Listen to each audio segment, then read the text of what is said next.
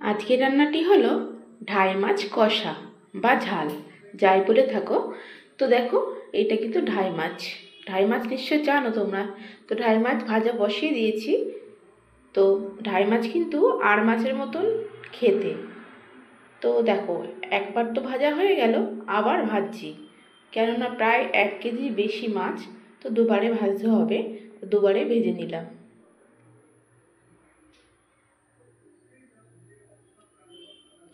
আর যখন তোমরা কড়াইতে মাছগুলো দেবে, খুবই সাবধানে দেবে, আর গ্যাসটা কিন্তু কমিয়ে দেবে।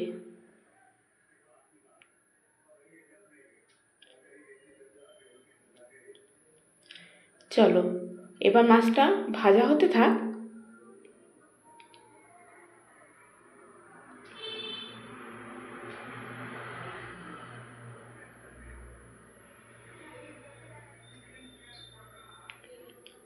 এবারে গ্যাসটা একটু বাড়িয়ে দিতে হবে, কেননা কমিয়ে আমি বসিয়েছিলাম।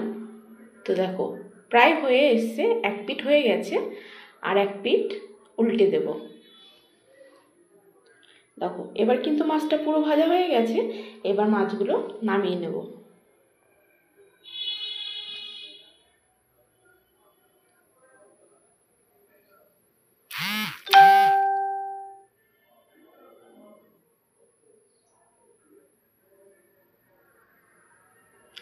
তো পুরো মাছগুলো এবার থালাতে নামিয়ে নেব।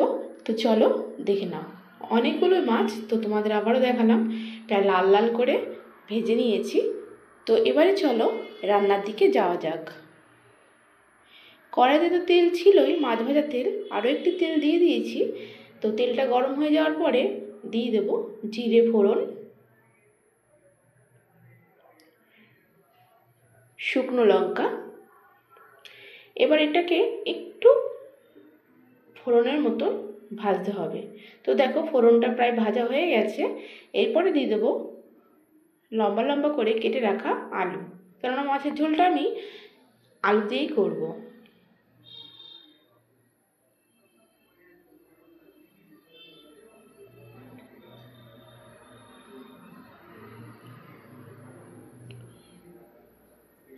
সব আলুগুলো এবার লাল লাল করে ভেজে দেবো।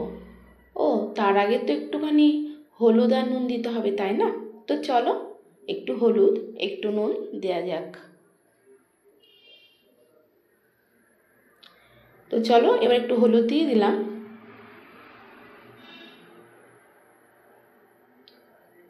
এবার এই আলুটাকে একটু ভালো করে নাড়িয়ে নেব।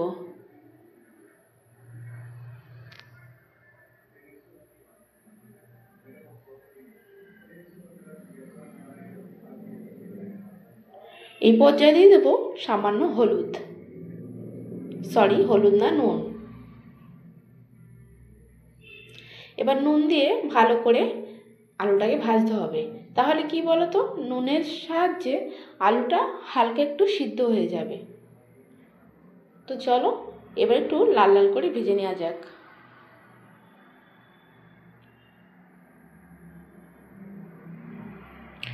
লাল লাল করে ভাজা হয়ে গেছে। এবার দিয়ে দেবো পেঁয়াজ, ছোট ছোট করে কুচো কুচো করে কাটা পেঁয়াজগুলো দিয়ে দেবো।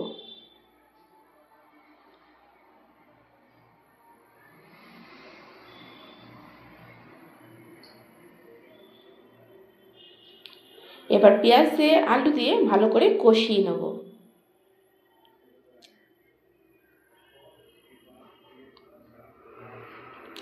যতক্ষণ না পেঁয়াজগুলো একটু সিদ্ধ হয়ে যাচ্ছে আর একটু লাল লাল করে ভাজা হচ্ছে। তো চলো, এবার ভালো করে ভেজে নিই। দেখো, প্রায় ভাজা হয়ে গেছে। এবার এই পর্যায়ে দিয়ে দেব মশলা, যার মধ্যে ছিল কাঁচা লঙ্কা, আদা বাটা, রসুন বাটা, জিরে বাটা। তো সব কিছুই দিয়ে দেব এই ভাজাটার মধ্যে, মশলাটা।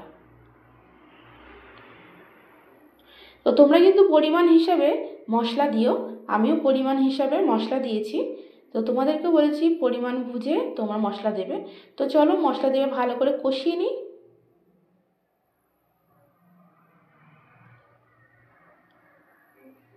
ভালো করে কষানোর সময় দেখবে যেন কড়াইতে না লেগে যায়। দরকার হলে সামান্য একটু জল দিয়ে দিতে পারো, যেমন আমি একটু জল দিয়ে দিয়েছিলাম।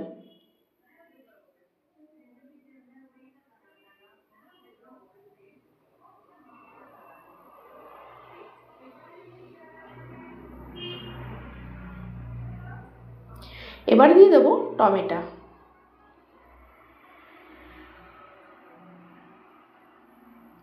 ভালো করে টমেটো দিয়ে আলু দিয়ে মশলা দিয়ে ভালো করে কষাতে হবে যতক্ষণ না মশলা দিয়ে তেল ছাড়ছে।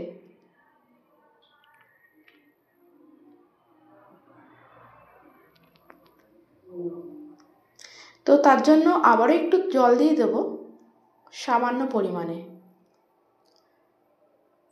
এবার এটাকে ভালো করে কষতে হবে যতক্ষণ না টমেটো সিদ্ধ হয়ে যায় আর মশলা দিয়ে কাঁচা গন্ধটা না চলে যায়।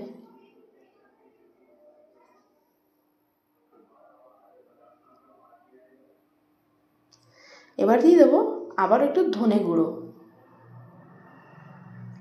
এবার ভালো করে কষতে হবে আবারও যতক্ষণ না ভালোভাবে কষিয়ে তেল বেরিয়ে যায় মশলা থেকে। না মশলা একদিকে তেল আলাদা হয়ে যাবে মশলা থেকে। দেখো মশলা একদিকে হয়ে গেছে, তেলও একদিকে হয়ে গেছে। তোমাদের একটু ভালো করে দেখিয়ে দেওয়ার জন্য একটু খুন্তি দিয়ে দেখালাম। তো এরপরে দিয়ে দেবো পরিমাণ মতো জল।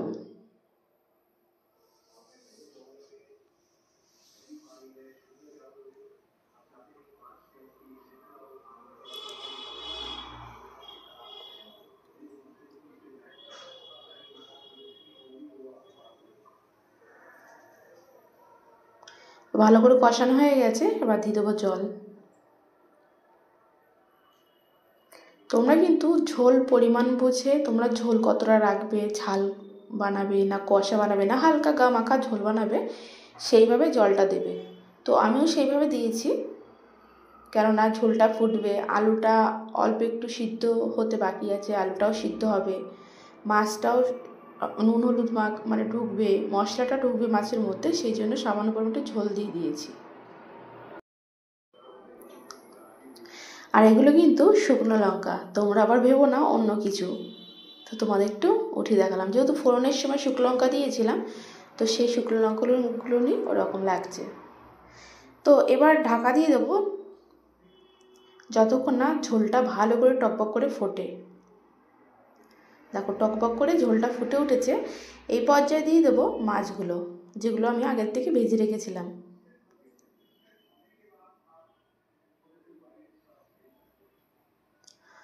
আলুটা প্রায় হয়ে এসছে 80% কি 90% পর্যন্ত।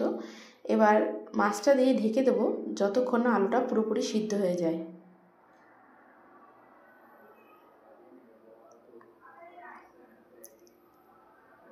চলো একেবারে দিতে গেছিলাম, তো আমি আবার ভয়ও পেয়ে গেলাম যদি আবার গায়ের মধ্যে ঝোলটা ছিটে আসে, তাই জন্য আবার একটা একটা করে মাছগুলো দিয়ে দিলাম।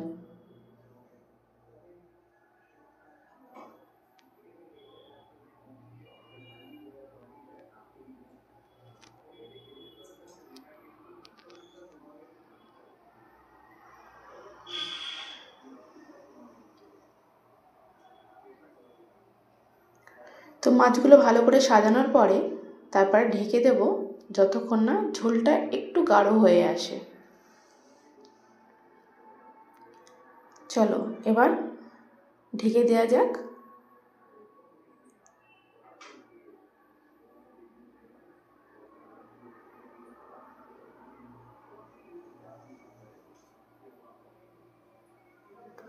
এবার দেখব ঝোলটা কতটা কি হয়েছে। তো প্রায় কমে এসছে, বেশ মাখা মাখা হয়ে এসছে। এই পর্যায়ে দিয়ে দেবো একটু গরম মশলা। গরম মশলা দিয়ে এখনও মিনিট 5 মতো ঢেকে দেব, যাতে সুন্দরভাবে মশলাটার গন্ধটা চারিদিকে ঝোলের মধ্যে মিশে যায়। তো আবার ঢেকে দিলাম, আর গ্যাসের ফ্লেমটা কিন্তু কমিয়ে দিতে হবে। তো দেখো হয়ে এসছে। এবারে আবারও একটু গরম মশলা দেবো, দিয়ে নামাবো। দেখো হয়ে এসছে।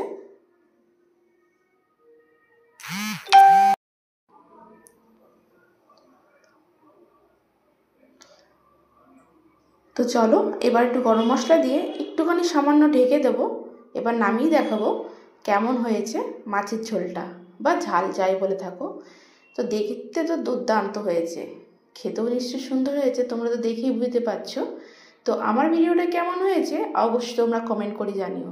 আর যদি মাছের ঝালটা বা ঝোল যাই বলে থাকো, যদি ভালো লাগে অবশ্যই শেয়ার করে